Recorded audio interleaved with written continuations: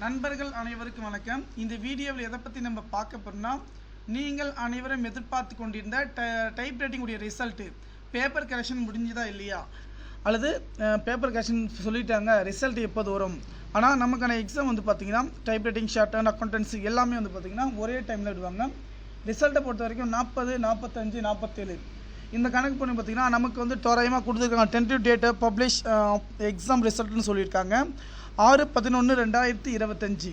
ஆனால் நமக்கு வந்து பார்த்திங்கன்னா அப்படி கிடையாதுங்க, அது டென்டேட்டிவ் தான்.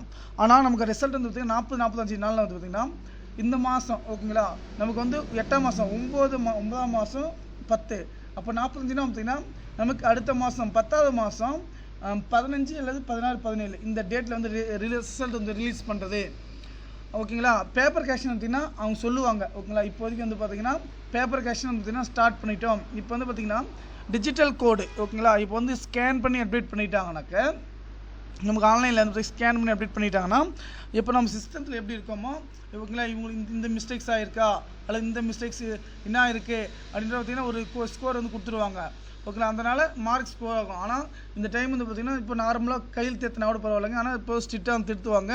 நமக்கு ரிசல்ட் வந்து பார்த்திங்கன்னா இப்போது கரெக்ஷன் அப்டேட்டுன்னு தெரியல, ஓகேங்களா. இப்போ கரெக்ஷன் வந்து பார்த்திங்கன்னா எப்படியும் வந்து பார்த்திங்கன்னா இந்த மாதம் லாஸ்ட்டுக்குள்ளே வந்து பார்த்திங்கன்னா கம்ப்ளீட் ஆகிடும். நமக்கு ரிசல்ட் வந்து பார்த்திங்கன்னா அடுத்த மாதம் 10ஆம் தேதி அல்லது 15ஆம் தேதிக்குள்ளே நமக்கான ரிசல்ட் வந்து ரிலீஸ் பண்ணுவாங்க. நிறைய நண்பர்கள் வந்து கேட்டதுங்க. இந்த தகவல் வந்து நண்பர்கள் அனைவருக்கும் வந்து ஷேர் பண்ணுங்கள். நன்றி, வணக்கம்.